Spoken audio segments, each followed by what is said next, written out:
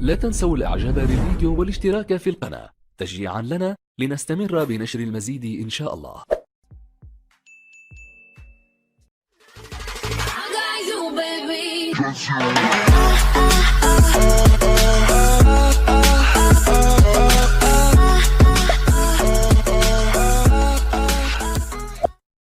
And you take steroids, that's not cheating, right? I mean, you're not doing anything you're not supposed to do, you know, but are you cheating morally?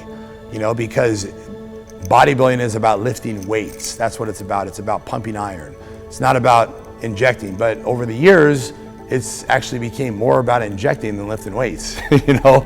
So that's the question. I think everyone has their own opinion on whether it's cheating or not cheating. And I didn't have a lot of money in the beginning, and therefore I wasn't able to take a lot of steroids. My thing is that, you know, whatever it takes, you know, if you can do that and you can get away with it and nobody knows and you end up winning the show, then fuck, that's great. The thing is I can't really say I'm for steroids, but I'm not really against steroids. You know, it's a personal choice. I'm really against young kids taking steroids, you know, teenagers, even in your early 20s. I'm really against that. And once you start taking steroids, your testosterone levels, your testes shut down and they no longer work. So your body is not producing testosterone anymore. And you know, if you shut down your production at an early age, it's never gonna come back to what it was. You know, when you have low testosterone, you're tired, you're lazy, you don't feel like doing anything. You know, you have no sex drive. There's a lot of negatives. So it's very important for you to have a normal testosterone level. And the problem nowadays is it's almost like young kids join a gym, and when they join the gym, they buy the steroids. It's like in the old days, it was like we join a gym and we go buy protein powder. You know, that's what we do. Yeah, I just joined a gym, so I need protein powder. Now, it's like I just joined a gym, I need steroids. You know, and it's like the day they start the gym is the day they start the steroids. And it's almost like they go hand in hand. And it really is out of control. You know, testosterone is something we're born with testosterone. It's something that we need. You know, so we're putting more of something we already have in our body, you know, so just knowing that information makes it a little more, you know, make a little bit more sense that it's not as bad as, you know, people want to believe. You know, they're a lot more common now and doctors are prescribing them now. So a lot of older, you know, adults are taking steroids just to, you know, to bring up their natural hormones, you know. So if you take, you know, if you're taking steroids and you continue to take them, it becomes a point where they no longer work and you're just taking them and all you're doing is destroying your body and causing damage, and you're not getting any benefits. So it's mandatory that people take a break. You know, everything ends up equal. You know, so if you take steroids for 20 years and you know you got all this muscle and you have this great sex drive and you know you had all these girlfriends because of this and that, well, guess what? You know, the negative is going to come back at you eventually, and it all equals out. You know, so all the good you're getting, you're going to get the bad. Now, what is Saainthol exactly? Because I keep hearing that Saainthol keeps coming up all the time in bodybuilding today. Do you talk about it at all? I mean, is it something that you've used? I have used Saainthol. I used it, you know, probably 12 years ago, and I didn't like it. You know, it blurred my muscles. It made my muscle look weird, and it was incredibly painful. And it's very hard to train. You're almost guaranteed going to have to take some painkillers while you train because it's so painful. So the whole theory of Saainthol is you inject it in, it stretches the fascia tissue out, and therefore allows the muscle to grow at a faster rate. So that's the excuse of, you know, I'm not cheating, I'm not using cosmetic enhancements, I'm doing this because it's going to make my muscles grow faster. But that's all false. You know, it doesn't do that. And a lot of people, what they don't understand is that when you're injecting oil in your muscle, that oil is blocking the blood flow and the oxygen flow to the muscles. So your muscles are fed and they need to breathe, you know, and they need nutrients brought to them, and you're blocking those cells from getting what they need. So those muscle cells will eventually die off and your muscles will get smaller. But as you're injecting the oil every day, you don't realize that because you're just putting enough oil to make your arm look a certain way. So you keep doing it and you don't realize the true muscle under there is dying and you're losing that muscle. And it'll never come back.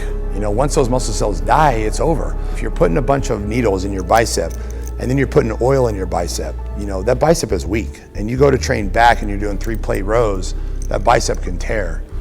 You know, so, you know, in my opinion, it's a bad thing. The bodybuilding would be a better world if Saainthol never existed. It would be 1,000,000 times better. There's a drug called Nolatil, And this is the new drug that people are using. And this is, instead of filling the muscle with oil, it causes the muscle to inflame and swell. So it's your real muscle swelling up and becoming bigger. And this is something that people are using right now. This is something that's on the pro stage right now. And me putting it out there is probably not the best scenario, because there are people out there that don't have a lot of knowledge, that want to act like they're the first people to, to educate people on something. They come out and they make it look bad. They make bodybuilding look bad. But that's the new drug, is Nolotil. It seems like every week somebody gets caught for steroids in professional sports, MMA, football, whatever, right? Right. Do you think at this point they should legalize them or not care about? As in bodybuilding, they don't test for it, and it doesn't seem to be a problem. That might be, the right way to go about it, is not test for it, not make a big deal about it, not have it in the news every fucking day, for kids to hear and kids to know, and kids know that, this basketball player got caught for steroids, this UFC fighter got caught for, well, guess what? Now we're just putting that in these kids' heads, steroids, all these champions are taking steroids, and the kid is gonna be more aware of steroids. He's gonna know the people he looks up to take steroids. So you tell me, what are the chances of that kid taking steroids? It's probably a lot greater being aware of all this. Well, if steroids, were allowed, we wouldn't be talking about them. Kids wouldn't, they wouldn't be on the news. They wouldn't. So I think that probably would be definitely a better scenario. That's the thing, is that, when people wanna be the best, or want to do whatever it takes, they might do whatever it takes, to achieve that. So they might be doing stuff that they shouldn't be doing to get that money. And that's why, there's a lot of, bodybuilding can be a very ugly world that people aren't aware of, shit that goes on. I have a friend that was gonna compete in the Masters Olympia, back when they had Masters Olympia, and he was feeling sick. He went to the doctor, this is a true fucking story. He went to the doctor said, "You are going to die. You are going to die." He says, "You have got to get off the drugs you're taking." He was taking steroids, and he was taking coke, and he was doing ephedrine. He goes, "This is my dream, my life dream, is to be on the Olympia stage." He competed at the Olympia, he got last place, and he died about 2 weeks later. So he chose to die to stand on that stage, and knowing he wasn't gonna win a trophy. I mean, he fully aware he was not at the level of the other guys, but just to be on that fucking stage, that's my dream, and I'm willing to die. And he did, he died.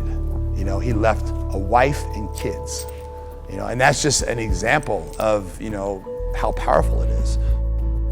And, there's a huge difference in me when I'm on a cycle or off a cycle. And, any girlfriend I've ever been with, will attest to that and say there's a huge difference, and I'm a lot less patient, and I snap, and I can become angry really quick over nothing. The thing is, as well, everyone out there knows that anyone that takes drugs is gonna deny the side effects. If someone's an alcoholic, they're gonna deny it. I'm not an alcoholic, I still go to work, and and they're always gonna deny it. And so, I came out and just told everyone the truth, exactly the 100% truth. And the truth is, it definitely makes you more aggressive.